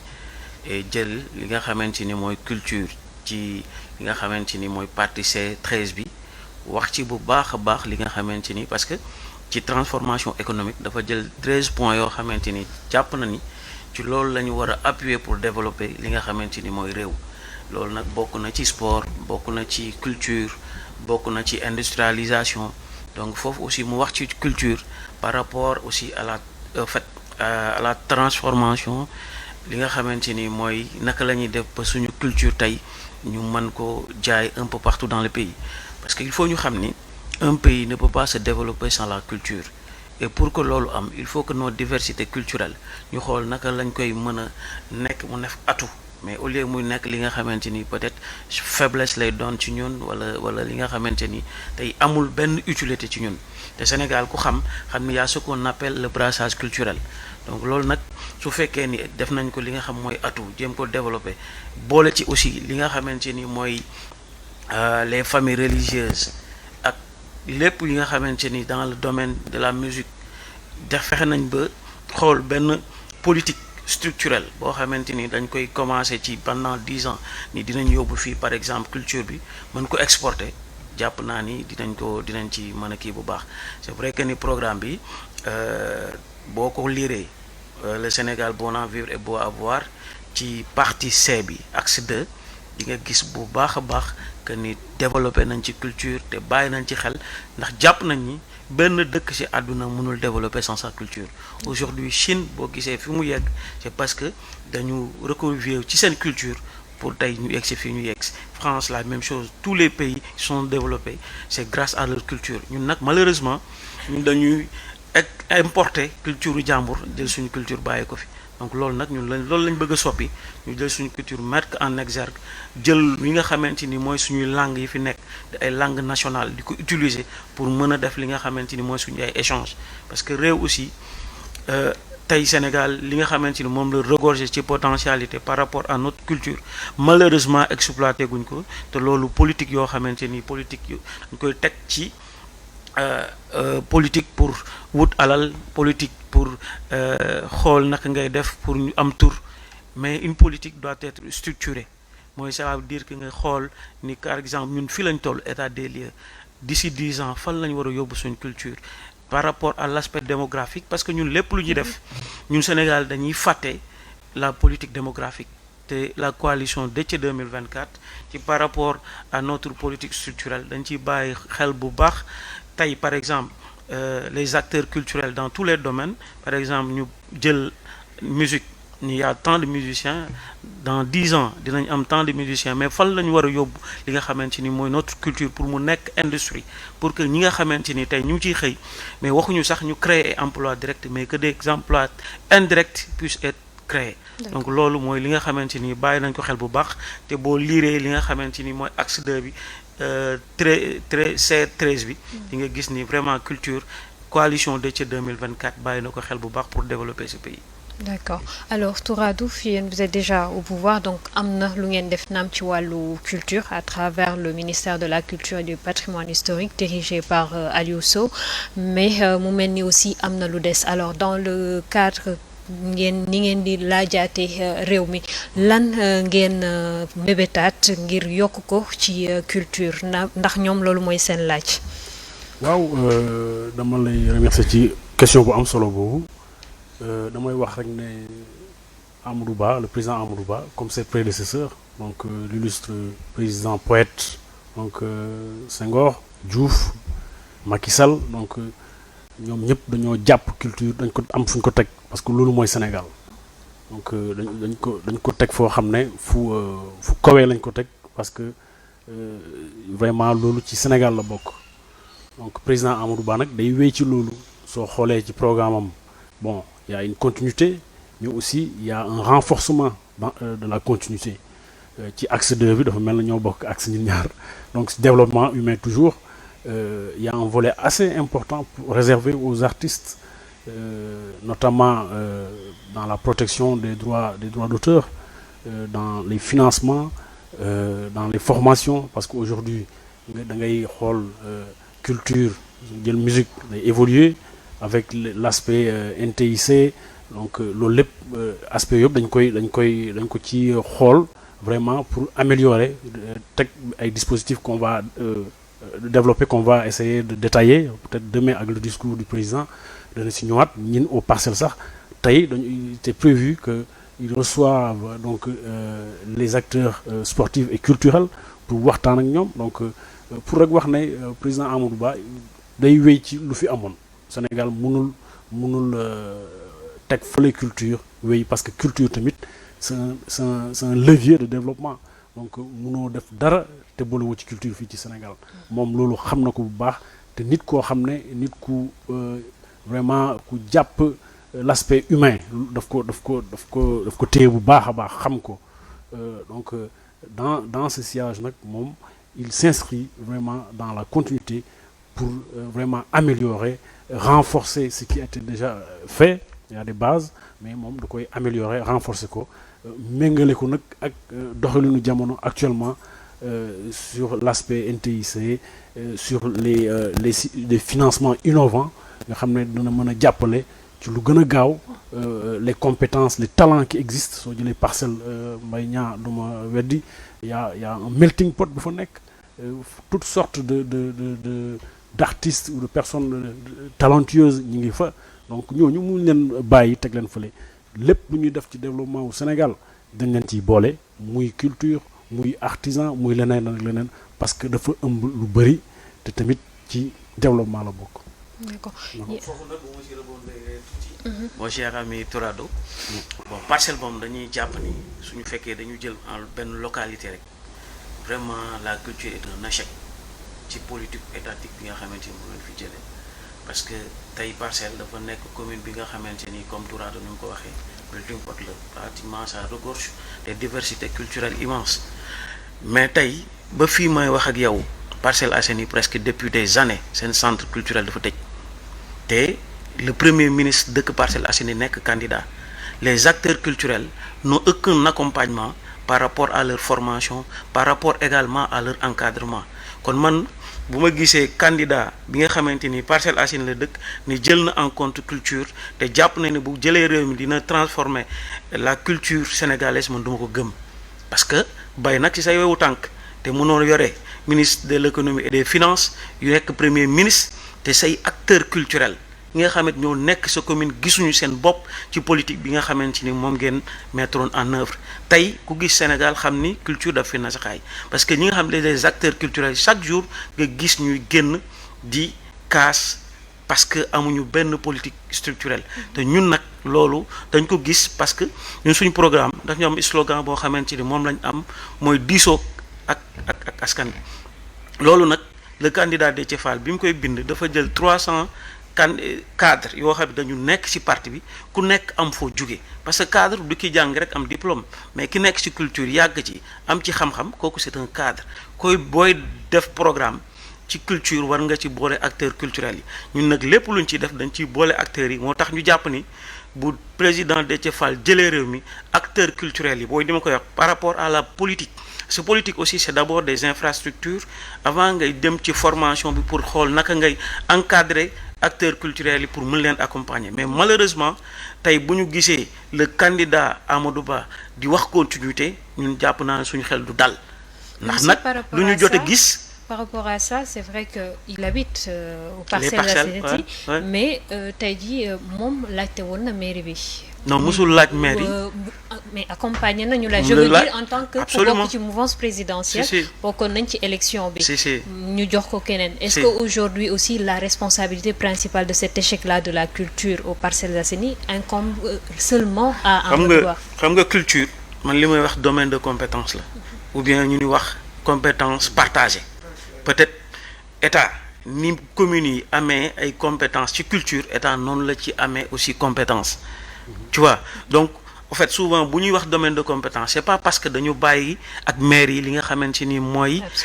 compétence bi yëpp mais dañ ni ko am nga benn domaine boo ci mën a yore c'est vrai que ni centre bi peut-être ville de Dakar mënoon na ko defar état maire yi mën na ko defar mais maire yi Parcelles Assainies bu fekkee seen budget demul noonu donc il faut ñu jéem a négocier pour wut ay partenaires pour mën ko def mais est-ce que en tant que premier ministre warul xaar li nga xamante ni mooy état parce que tey jàpp nañ ni bi ñu waree defar stade u Parcelles Assainies sport domaine de compétence la pourtant bi mu nekkee ministre de l'économie et des finances jéem na négocier pour ñu am stade loolu c'est vrai que ni jox na ci ay pas mais dans le cadre culturel tey bu ma déggee ñu ni le candidat Amadou Ba am na politique pour la culture man duma ko gëm parce que gisuma ko mu doxal ko gisuma aussi mu mës a jàppale loo xamante ni acteurs culturels yi tey li ñu soxla par rapport à leur encadrement par rapport à leur accompagnement par rapport ak li nga xamante mooy infrastructure li ñuy teg gisuma ko mu mës ci teg benn jéego kon tey kooku bu ne wax dëgg yàlla bu ma yoree réew mi dinaa defar culture bi man duma ko gëm. D'accord. Voilà. Par rapport à ça. waaw je pense que li suma frère wax. du ma ci ànd parce que soo xoolee su ma waxee continuité le président Macky Sall et les autres ils ont fixé les bases donc au niveau culturel il y a pas mal d'infrastructures yu ñu fi def yu ñu fi développé que ça soit man je parle au niveau global donc au niveau étatique léegi nag il y a toujours des aspects des choses qui manquent mooy renforcement bi may wax et lu muy wax li centre culturel bu muy wax c'est vrai que s'il y a au niveau communal la gestion quand même est confiée aux communes je pense que lu ñu mën a def rek mooy renforcer les infrastructures parce que ci loolu su ma waxee continuité am na lu ñu commencé ci infrastructures yi danañ renforcer danañ augmenter les infrastructures mais aussi améliorer la qualité des infrastructures am na lu des loolu waxuñ ne def nañ mais am na lu ñu war a def loolu la Amadou Ba engagé auprès du peuple sénégalais auprès des Parcellois où il a beaucoup fait wax nga stade bi wax nga les acteurs sportifs par soo xoolee chaque année il y a des financements il y a des appuis il y a des appuis en matière de formation en matière de développement en général donc loolu def nañ ko ci ay jéegu def nañ ko man duma wax c'est un échec xam nga loo gis yëpp am na fu mu war a tàmbalee Sénégal soo jëlee tey au niveau de la santé yenn gox amuñ woon ay hôpitaux léegi am nañ ay hôpitaux donc ndànk-ndànk moo jàpp golo mais doo ñëw rek ne lii échec la les échec la da ngay jéem a xool au niveau global nga teg les bases loolu la Macky Sall def il a définitivement fixé les bases du développement donc les les trois axes yu mu doon wax yëpp am na lu mu def léegi nag il appartient au président Amadou Ba de développer ça loolu mooy engagement au président Amadou Ba nangu nañ ne am na lu ñu def am na lu des li nag loolu lay continuer yokk ko ci naataange Sénégal. d'accord ku wax culture wax sport yaa ngi koy junj sànq yaa ngi wax ne contrairement ak culture bi au moins am na ay infrastructure wala boog ay jéego yoo xamante ne nii moom Amadou Ba def na ko ci parcelle côté sport yow yaa ñu koy confirmer parce que yow yaa fa dëkk Tourado aussi fa la dëkk. non Tourado sama kii la ñoo dëkkandoo parcelle. voilà donc tey jii sax ñun nemmeeku ki nga xam ne mooy Modou Lo mu nekk di battre campagne pour le candidat Amadou Ba. Aujourd'hui yéen en tant que coalition buy jongante ak ku nekk parcelle ngeen dëkk parcelle lan ngeen di proposer pas seulement aux parcelles bien sûr mais puisque fa ngeen dëkk ñu gis loolu tey lan ngeen di proposer ci seen programme justement loo xam ne dina romb li nga xamante ne ni état bi def na ko fi déjà. waaw loolu mooy li may wax léegi rek ñun suñu programme c'est très bien formulé et très bien structuré parce que maa ngi koy wax léegi culture bi say 12 bi la mais sport mi ngi nekk ci par exemple ci C bi nga xamante ni mooy le C11 C11 ci la ñu wax ci wàllu sport C12 ñu wax ci wàllu culture parce que yooyu c'est des secteurs yoo xamante ni tey industrie la boo gisee sport tey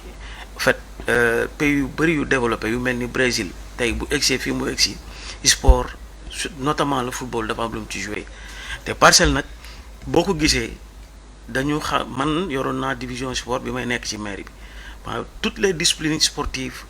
en fait sont représentées au Parcelles Assainies ah football basket ah yeneen discipline yi ngay dégg ci sport yëpp même but soccer sax pratiquement parcelle lañ koy defee. mais malheureusement sport la ñuy mettre football la ñuy mettre tout le temps en avant. c'est vrai c'est un sport populaire mais en réalité parcelle nag ñun gis nañ ni les autres disciplines aussi sont très bien pratiquées au Parcelles parce que dem nañ ba am Parcelles benn association des arts martiaux donc loolu day wane ni Parcelles Assainies discipline sportive yëpp ñu ngi koy bàyyi xel mais ñun aussi suñu politique mooy li ñuy wax discipline sportive yi il faut que ñi nga xamante ni ku nekk dafa nekk ci discipline ñu xool naka lañ leen di mettre sur pied des infrastructures sportives que nga nekk des arts martiaux que nga nekk ci basket que nga nekk ci football que nga nekk même ci natation naka lañ leen di accompagner également parce que infrastructure rek doyul mais après les infrastructures il faut d'abord passer à la formation mettre aussi les matériels qu'il faut yi nga xam moom la ñuy soxla parce que maa ngi koy wax léegi parcelle bi ñu soxlaa stade c'est vrai que ni le candidat am na lu mu ci jot a def mais stade bi ba nii may wax ak yow parewul donc tey est-ce que stade boobu rek la parcelle soxla dans le cadre du basket tey terrain basket bu baax sa amul parcelle te tey am nañ fa benn club bu ñuy wax USPA nekk club boo xamante ni tey mi ngi def ay résultats yu am solo ci basket bi mais malheureusement boo demee ci terrain bi ñuy entraîner sax da nga naan est-ce que fii le candidat Amadou Ba dëkk donc yooyu aussi souvent doit pas se limiter seulement à une localité mais au niveau national moom laay wax donc loolu bu ñu ko waxee ci parcelle ça veut dire que c'est général parce que tey fi candidat bi dëkk fa la ñu war a gënoon sentir ci li nga xamante ni mooy politique étatique yi pour que ñun aussi ñu mën ko apprécier positivement parce que bu ñu gisoon ñoom ñu réussir seen mission am un bilan positif mais dañ leen soutenir mais on a vu que le bilan a été négatif sur tous les plans sur beaucoup de plans bokk dans le cadre des infrastructures c'est vrai que ni am na lu ñu ci réussir mais sur le bilan moral sport culture vraiment c'est l'échec patent ndax tey mënuma gis Parcelles Assainies bi nga xamante ni moom ngay wax léegi Parcelles amul sax club boo xamante ni tey c'est un club digne de ce nom USPA bi ñu fay wax pratiquement ci dans le cadre du football division régionale la ñuy joué xaw ma nationale tu as vu et alors que le candidat le premier ministre le ministre de l'économie et des finances foofu la dëkk Tourado mi ngi koy wax léegi c'est vrai que ni daan na accompagner mais accompagnement yi dañuy seetlu souvent ci bu soxlaa la koy def bu soxlawul après kenn dootu ko gis te réew mi nag il faut ñu xam ne yooyu daf fi war a jóge boo soxlaa ñëw indi accompagner jënd ay affaires dinaa leen defal lii bu élection yi jàllee kenn dootu la gis loolu il faut que nit ñi Sénégal xam ne léegi nit ñi dañu changer kenn mënatu leen nax boo soxlaa ñëw jënd ay kii lii ngeen soxla c'est dans le cadre de la culture lan ngeen soxla ñëw génne benn xaalis jox leen indil leen ay affaires bu élection yi jàllee kenn dootu la dégg kenn dootu la gis loolu c'est fini dans ce pays il faut que les gens respectent les Sénégalais xam ni yow mi soxla boo ñëwee ñu jox la wala ñu xañ la mais nga xam ni respecter seen choix nga nekk ak ñoom pour que suba boo soxlawaatee ñu xam ni yaa ngi woon ak ñoom mais gisuñu la dégguñu la man kan laa gëj a dégg le candidat Amadou Ba ñu ne mi ngi woote pour accompagner les sportifs wala mi ngi accompagner les acteurs culturels man gëj naa ko dégg defe naa peut-être bu dul ci élection législative yi depuis 2 ans est-ce que loolu lañ soxla ci suñu njiit yi soxlawuñ loolu ki ñu soxla mooy ki nekk auprès de la société que muy sport que muy sport que muy culturel que muy social que fu mën a nekk bu nit ñi soxlaa mën la gis mën la teg bët te soxla nag mooy d'abord les événements yi nga xam ay naqar la wala bànneex wala leneen lu mën a doon loo xamante ni c'est dans le cadre parce que Parcelles tey dañuy wax ci wàllu sport ak culture mais Parcelles moo ëpp chômage pratiquement boo dee seetlu ci réew mi booy koo gis mi ngi ci toog ci mbedd yi di teg ay ataaya ban politique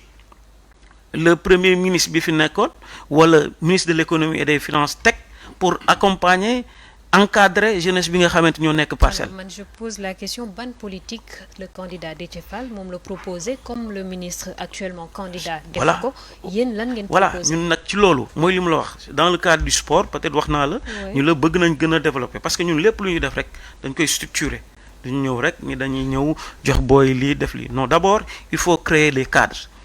mooy créer des infrastructures.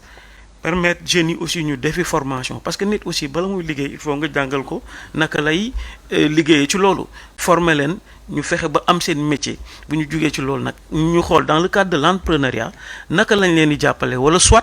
ñu créer ay cadres yoo xam ni par rapport à l'industrialisation parce que réew mi tey boo seetloo ñun dañuy exploiter suñuy ressources suñuy matières premières exporter ko ñu exploiter ñoom ñu transformer ko indil ñu ko di ñu ko jaayaat à des prix très chers ñun ñu jàpp ne l'industrialisation mooy résoudre le problème des Sénégalais il faut que suñu agriculture ñu gën ko développer ñi nga xam ne les agriculteurs ñu fexe ba jàpp leen mettre leen mooy yi nga xam moom la ñu soxla jox leen terre jox leen xamante ni mooy ndox ba ñu mën di bay mais bu ñu développer suñu agriculture mais ñu transformer ko dans le pays mais mu am benn chaîne de valeur boo xamante ni dina créer emploi direct ak ay emploi indirect loolu nag malheureusement mooy li nga xamante ni mooy li fi gouvernement yi depuis 40 ans échoué parce que di exploiter exporter ñu transformer indil la jaar la ko à des prix chers loolu defe naa war na jóge ci réew mi. D'accord, alors Touradou, pour revenir ci sport bi c'est vrai qu'il y a dans tous les secteurs mun nañu bu ñu xoolee mën nañ gis avancé mu néew wala mu bëri mais aujourd'hui dans le sport ñu bëri dañuy wax ne football kese la ñuy gis par exemple actuellement il y a les Jeux africains football jigéen ñi comme góor ñi toog nañ jigéen ñi barki démb góor ñi démb en demi-finale contre le pays organisateur alors que les autres disciplines sont en train de briller on a des médailles en taekwondo et dans d'autres disciplines malheureusement ils ne se sentent pas assez mis en avant peut-être football mooy profiter plus du budget alloué au sport est-ce que tey il y a un changement prévu dans ce sens. waaw football moom xam nga dafa nekk sport bu ñëpp foo dem en tout cas ci àdduna bi nit ñi dañ ko bëgg ba tax na suñuy jëf daal il faut parfois da ngay xool ne dañuy def focus ci sport boobu mais balaa maa gën a wéy ci loolu damay ñëwaat ci sunu ma frère wax par rapport ak angle d'attaque mu jël. Je pense que il faut pas déplacer le débat en débat comme élection locale. Donc on est dans le cadre d'une élection présidentielle. Donc c'est beaucoup plus global, c'est beaucoup plus macro. Donc moom laa wax sànq Macky Sall il a fixé les bases. Il a choisi investir ci infrastructure yi. Donc tey infrastructure tey commune boo dem ci Sénégal am na stade commune boo dem. Donc loolu dafa manqué woon. amoon nay temps ñun suñu équipe suñu doon dem ci équipe maghrébin yi temps yooyu ñun ci suuf lañ doon football su ko defee suñu demee ci naar yi dóor ñu ay 4-0 en Coupe d'Afrique donc ils étaient dans le niveau synthétique aujourd'hui commune boo dem am na stade synthétique loolu c'est un choix fort du gouvernement de Macky Sall de mettre en place des infrastructures d'abord parce que dafa manquer il y avait une carence boo xam ne c'est incroyable il fallait mettre ça il fallait investir dans ça léegi nag le président Amadou Ba lu ma wax il va renforcer la continuité pour le renforcement il va désagréger donc il faut pas rek yem ci parce que moom il habite au Parcelles Assainies dafa war a def Parcelles Assainies comme vraiment commune bu ëpp ci Sénégal wala bu gën ci Sénégal commune Sénégal yëpp lay jéem a fexe ñu développer Sénégal lay jéem a fexe ñu développer au niveau des Parcelles Assainies le sport se développe comme dans d'autres localités comme à Fongolimbi comme à Barkédji ou ailleurs donc Parcelles Assainies c'est une commune que j'aime c'est ma commune mais il y a d'autres communes boo xam ne am na besoin bu gën a urgent tamit bu ñu fa war a def loolu aspect boobu tamit il faut ñu xool ko li may wax pour tontu ci sa question par rapport ak programme u président Amadou Ba c'est renforcer ce qui est là déjà les acquis qui sont là dana renforcer dana mën a désagréger dem ci détails yooyu muy wax au niveau communal renforcer les communes donte c'est les communes qui gèrent yenn domaine de compétences c'est assez c'est transféré yenn compétences mais la responsabilité de l'État d'implanter les infra au niveau macro te loolu lañ defagum donc ñun on va détailler donc képp ku war a am ci naataange bi nga xam ne Amadou Ba nar na ko def ci Sénégal ñëpp danañ ci gis seen bopp muy sport muy culture muy artisans yi les pêcheurs donc les secteurs d'activité parce que aujourd'hui notre vrai problème c'est la création d'emplois comme dans tout pays en voie de développement yëpp c'est l'emploi parce qu'il y a beaucoup de jeunes soo xoolee suñu pyramide des âges c'est une base élargie et un sommet effilé loolu la ñu doon jàngat loolu moo fi ne c'est valable pour les autres pays en voie de développement c'est la jeunesse moom mooy suñu problème la priorité c'est de créer des emplois et il s'est engagé à créer 1 million d'emplois pour le Sénégal pendant ces 5 ans qui vont venir donc loolu dafa am solo balaa ngaa nekk di dawi kay na fekk sa biir bëri am dara soo xiifee doo mën def yenn ni donc on va donner de l'emploi aux jeunes, on va donner de l'emploi aux Sénégalais. Ça, c'était des promesses depuis 2012 également. Non, si on n'a pas pu régler ça 2012. Depuis... On a fait 2012, am na lu ñu def am na lu des nangu ne am na lu des. Mais li des dafa bëri en réalité. Ah mais comme dans tous les pays comme suñu pays donc il faut accepter qu'on est un pays en voie de développement. On n'est pas un pays riche, on n'est pas un pays développé, on n'est pas un pays industrialisé pour l'instant. Et sur cet aspect, il y a le projet... Est-ce qu'on n'est pas un pays moins avancé au lieu de pays on est un pays en voie de développement. On est un pays en voie de développement qui a des potentialités pour se développer. Wax nga sànq industrialisation. Mais il y a le programme des agropoles qui est là, qu'on est en train de mettre en œuvre. Soo jëlee bu centre, le projet est en train de prendre forme. Soo demee dans le sud, au niveau du nord, on est en train de choisir les sites. Donc, industrialisation, sécurité alimentaire passera par l'industrialisation et au préalable développer donc l'agriculture wax nga ko. Loolu Macky Sall def na les macros, c'est-à-dire que les conditionnalités teg nañ ko. Donc Amadou Ba day ñëw rek teg loo xam ne da ngay gis le concret par rapport à ces points qui nous tiennent à cœur. Mais c'était une volonté, notre volonté pendant ces 12 ans am na lu ñu ci def am na lu des lu ñu war a yokk désagréger au plus pour renforcer certaines localités comme les Parcelles Assainies. D'accord. Xam naa Amadou Ba dana ci def dara inchallah. Avant de revenir à Seydina xam naa dina am quelques points yu muy soulever ci ñaari domaines yooyu mais principalement dinañ ñëwaat ci yow Seydina par rapport ak élection bi mais avant ça rapidement en 1 minute. Suba mooy dernier jour campagne bi coalition Déthié Fall lan la prévoir. Bon suba nag le candidat Déthié Fall mi ngi war a dem Saint-Louis bi nga xamante ni mooy goxam ñuy woo waa Saint-Louis yëpp leen xamal ni nag. caravane meeting de clôture. Bon caravane lañ ko bëgg a def leen xamal ni seen doom mooy ñëw nag pour tëj foofu campagne am di le meilleur candidat bi nga xamante ni tey maa ngi koy wax léegi par rapport à son discours par rapport à son parcours amul moroom ci candidat yi fi nekk. C'est le meilleur candidat parce que boo dee xool ci wàllu parcours le candidat Déthié Fall ci privé bi la nekk pendant des années nekk bi nga xamante ni industrie alimentaire bi gën a rëy ci Sénégal am fu mu ko jël am fu mu ko yóbbu et jàpp naa ni ingénieur industriel bu mel ni moom bu ne dina industrialiser notre économie war nañ ko gëm ndax tey réew mi loolu la soxla beneen bi ci topp aussi mu nekk ci opposition bi pendant des années kenn mësu ko gis mu nekk ci ay micmac kon kooku bu ne dina defal Sénégalais yi war nañu gëm ni engagement la te incha allahu rabbi dina ko réaliser. beneen bi si topp aussi par rapport ak li nga xamante ni mooy son programme mooy un Sénégal bon à vivre et beau à voir mu ni réew mi dafa war a neex nit ñi dund ci environnement boo xamante ni bu neex a dëkk la et loolu li ñu koy may nag mooy il faut que stress social jóge fi stress social boobu li ko fiy jëlee mooy tey dund gi wàññeeku mais xoolal tey la vie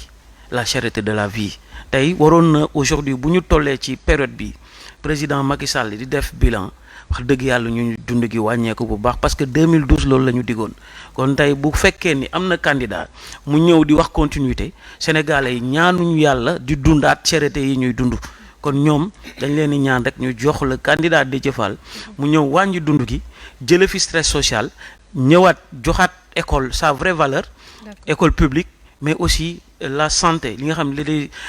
infrastructures publiques ñu amaat seen vraie valeur te loolu bu ñu ko defee tey yaakaar naa ne Sénégalais yi dinañ fi jëlee li nga xam mooy stress social kon nag ñu ngi woo waa Saint-Louis di woo ñi nga xamante ni ñooy waa Louga ak ñu nekk dépp dans le nord ñu ñëw wuy si le candidat Déthié Fall et wax waa Sénégal nag di leen xamal ni le meilleur choix le meilleur candidat ki war a changer Sénégal ki war a indi rupture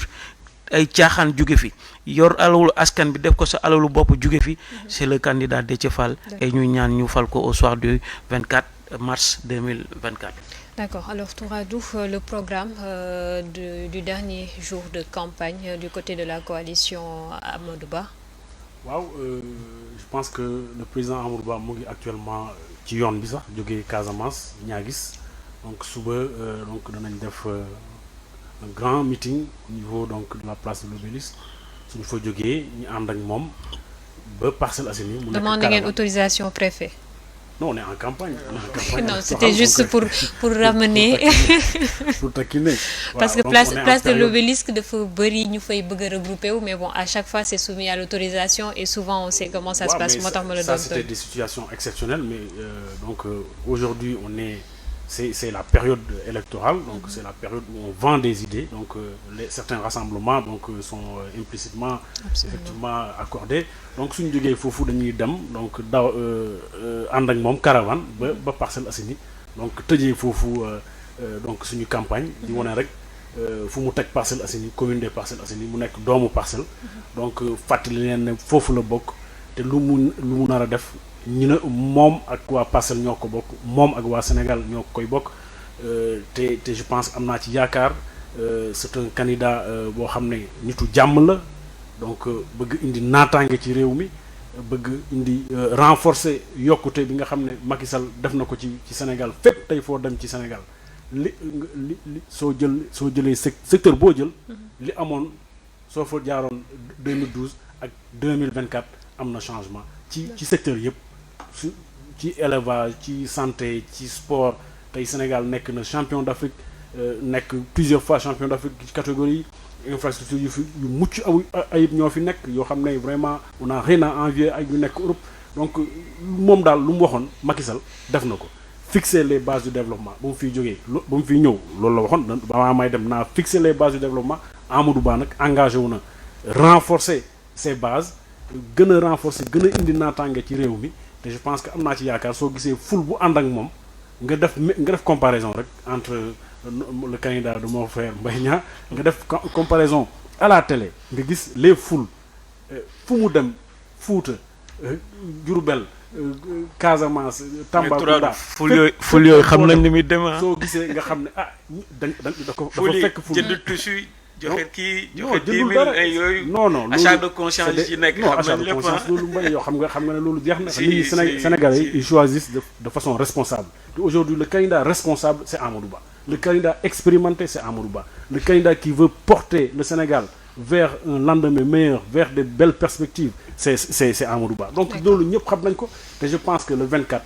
dimanche yàggutul ce sera un plébiscite pour le président Amadou Ba au premier tour Sénégal jëm kanam. D'accord alors ma ñëwaat ci Seydouna ñu ngi wax léegi waxu foule nit ñaa ngi topp candidat yi daanaka candidat bu jóg am nañu topp sa ginnaaw mais en réalité est-ce que ñooy voter parce qu'aujourd'hui on a remarqué tout à l'heure d'ailleurs jàll na ci suñu édition 19h ak 20h yi que carte électeur yi mu ngi encore ci préfecture yi maanaam am na ñoo xamante ne ni ba tey jëliwuñu seen carte alors que nit ñi ñu ngi génn donc en réalité est-ce que foule yooyu mën na servir de baromètre aux candidats en d'autres termes est-ce que sénégalais yi pare nañ pour dem voter en masse pour faire un choix le 24 mars. waaw ñun boo xoolee même démb def nañ benn communiqué de presse ñu ngi ci wax seetlu nañ ci préfecture yi ak lieu de retrait yi que ni carte électeur ba léegi ñu ngi fa di fa nelaw te bu ñu waxee élection présidentielle locale comme législative carte moo tax ñu koy wax donc dem nañ sa ba wax les 19 candidats c'était 19 hier nañu sensibiliser seen ay militants ñu dem jëli seen ay carte parce que moo leen di permettre coono bu ñu daj yëpp dimanche incha allahu rabbi ñu ñëw matérialiser ko par le biais d'un vote donc dafay nekk loo xamante ne dañ leen ciy ñaaxaat wax leen que ni bu ñu waxee élection c'est bien beau ñu génnee ay programme def campagne génnee ful wax ak sénégalais parce que c'est le minimum waaye tamit da ngay wax ak ñoo xamante ne am nañ loo xamante ne mën na leen permettre yow li nga bëgg nga am ko pour say mébét nga eggali ko ci askan bi donc dañuy gën a ñaaxaat ndaw ñi surtout les primo-votants ñu dem ci préfecture yi bañ ci tayal jël seen ay carte bu ñu jëlee carte bi dimanche bu ñu teel a xëy dem ku ci nekk def choix boo xamante ne jàpp nga ni moo nekk lu gën pour le Sénégal maintenant aussi revenir un peu sur débat 5 bi bien vrai que c'est un débat programmatique et bon moi je pense que aujourd'hui Sénégal politique bi waruñu rek bu ñu amee benn responsable ñu nekk yow fi nga nekk ci war a gis boppam wala ñi nga dëkkal dañ ci war a gis seen bopp sorte de népotisme lay nirool sax parce que tey quand on élit un président c'est pas pour une localité mais c'est pour toute la nation tout le territoire national même la diaspora war nañ sentir seen bopp ci sa ay travail quand on élit ou bien on nomme un premier ministre ça doit être pareil pour toutes les localités bien vrai que nag comme on dit bu ñuy nattu dañuy natt fi nga dëkk xool na def nga fa dara pour mu permettre de baromètre ñu savoir que ni yow bu dee defoo dara fi nga dëkk kon ñeneen waruñu xalaat dara je peux être d'accord sur ça mais quand même le principe bu nekk ci service public c'est l'égalité amul privilège amul dara donc man dama jàpp ni président bu muntu ñëw quel que soit fu mu jugee dafa war a nekk pour sénégalais yëpp yamale sénégalais yëpp pas de distinction parce que fii laa jugee wala fii laa bokk et là je pense que c'est prohibé par la constitution et candidat yi bëri aussi seen ay discours seen ay doxalin gisuma ñu fësal ko donc loolu mentalité yooyu dafa war a nekk loo xamante ne dafa war a jugee directement ci xelu sénégalais. Absolument. Aujourd'hui suba di dernier jour campagne mu am benn jour avant élection yi ñëpp xam nañ ne samedi amul campagne donc yéen en tant qu'observateur dina baax aussi ngeen lancer un appel aux Sénégalais mais aussi aux candidats et leurs militants pour ñu xam aussi la sacralité qu'il y a autour de l'encadrement de l'élection lan moo tax ñu tànn bés boobu ne bu ci kenn campagne jëm ci jouru élection bi. Oui justement boo xoolee ñun ci dynamique boobu lañu nekk actuellement ñu ngi ci sensibilisation ñu ngi ci waxtaan ak Sénégalais wax leen ni rappeler leen seen devoir de vote dafa nekk loo xamante ne c'est sacré tey aujourd'hui boo xoolee par exemple le camp de monsieur Sow le pouvoir ñoom depuis 5 ans ñu ne am na lu ñu fi def défendre que ba bëgg a teg fi keneen ñu ñëw taxaw continuer loolu donc ñu ànd ak ñoom war nañ am ce sens élevé de responsabilité ba ñu xool lépp loo xamante ne c'est le calendrier républicain moo ko teg wala électoral ñu tegu ci ceux qui sont de l'opposition aussi ils doivent en faire pareil bu ñu gisee ne tey aujourd'hui depuis des années aussi ils se battent ils disent que le gouvernement lu mu waxoon en 2012 nekku ci donc bu ñu amee cette occasion unique pour changer pour prendre les choses en main ils doivent s'en profiter te profiter bu ñu ci war a def mooy def ko dans les règles de l'art c'est-à-dire bu ñu waxee la campagne arrête à minuit le vendredi ku ci nekk def la de telle sorte que ni 23h nga ranger tout ce qui est à ton effigie lépp loo xamante ne pour campagne boobu nga denc ko le samedi vous permettez à l'administration aux observateurs de pouvoir sillonner la ville xool naka le déroulement bi demee le dimanche le scrutin puisse se dérouler dans les meilleurs nu ci anam yu gën a rafet. donc ñun dañuy continuer ci loolu di wax ak sénégalais yi surtout ñu dem jëliwaat seen carte yi parce que carte yi seen place nekkul ci préfecture yi ni lieu de retrait yi carte yi seen place mooy ci sénégalais bu ci nekk bu defoon inscription mu jot ko bésu vote bi mu dem vote ji di ñaax aussi les leaders comme je l'ai dit tout à l'heure ñu waxtaan ci ak seen ay militants pour ñu dem jëli carte yi te aussi élection yi mu am di ñaax administration bi que le principe de la transparence puisse être remarqué de tous que mënuñu dem ci élection européenne jóge fii qu'on ait des contestations flagrantes loolu ce ne sera même pas concevable par le peuple sénégalais parce que aujourd'hui comme li ñuy wax élection yi on a souffert pour mu am na lu bëri loo xam ne ku ci nekk bàyyi na ko pour mu am les candidats ont vu leur jour de campagne réduit le peuple sénégalais a été obligé d'être en carême en ramadan et battre campagne donc mu ñu demee ba le 24 dafa war a nekk loo xamante ne day nekk lu sérieux sénégalais yëpp ku ci nekk bu demee bu jóge ci le 25 bu ñu joxee les premières tendances que personne ne se dise que non lii moo tax léeg moo tax donc dañuy appeler à beaucoup plus de responsabilité à l'administration au niveau ministre de l'intérieur monsieur Makhtar Cissé boo xamante ne am nañ ay échos yoo xamante ne si ñu bëri ñu ko xam neneen c'est quelqu'un boo xamante ne peut-être il est un peu sérieux donc mu def montre de cette sérieuxité ci l'organisation de l'élection nga xamante ne buñ ci jugee kenn doom ay sikk-sàkk et le président qui sera élu sera non seulement légal et légitime et mu doxal loo xamante ne moom lañ ko dénk. D'accord, merci beaucoup Seydina. Je pense que kàddu yi leer na ñi fi toog ñëpp ku ci nekk joxe nga sa xalaat ci nga xamante ne ni moom la ñu bëggoon a waxtaanee tey donc ñu retenir ne campagne bi suba moo ci des ginnaaw gi amatul campagne suba ci minuit bu soobee suñu borom lépp dafa war a dakk kon samedi bi du bésu campagne je pense que parti yi am nañ assez à faire sax pour bañ a nekk di campagne ils ont des représentants dans les bureaux de vote titulaires comme suppléants am ay plénipotentiaires am ay mandataires je pense que c'est l'occasion le samedi ñu rassembler leen former leen pour que ku ci nekk même bu fekkee processus bi du ñàkk ay rëq-rëq mais ku ci nekk nga former say représentants de telle sorte que ñu mën a amoindrir tout ce qui est contestation parce que je pense que si vous êtes assez bien représentés dans les bureaux de vote il y a moins de risques que mu am ay sàcc yi ñuy wax fraude yi ñuy wax donc aujourd'hui l'important mooy campagne dinañ ko def suba mu dakk samedi ñu waajal élection yi aussi bien l'administration que candidats yi mais aussi électeurs yi dimanche ak jàmm bésu élection bi ñu xëy voté ko ci jàmm ci ngoon gi bu ñu amee xamee kan mooy président bi xayrun bu ñu ko xamul it ñu waajalaat deuxième tour bi te xam ne yàgg-yàgg faaw ñu fal ki nga xamante ne ni moo war a remplacer président Macky Sall moom mi nga xam ne sax confirmé waat na ci benn entretien ak BBC que au-delà du 2 avril comptewul toog ci bopp réew mi donc li ñuy ñaan rek mooy li fi ñi fi teewoon yépp ñaan élection yi jàll ci jàmm donc ma leen di gërëm ci teewaay bi El Hadj Mbaye Niang Touradou Ka ak ki nga xamante ne ni mooy Seydina Mouhamadou Diallo je pense que li ñu fi xalaat yépp rafet na ñu koy rafetlu kon di leen dig daje ëllëg ak jàmm ci beneen numéro seen émission campagne révisée jaajëf ñu wéyal programme bi ak seen télévision bi di GTV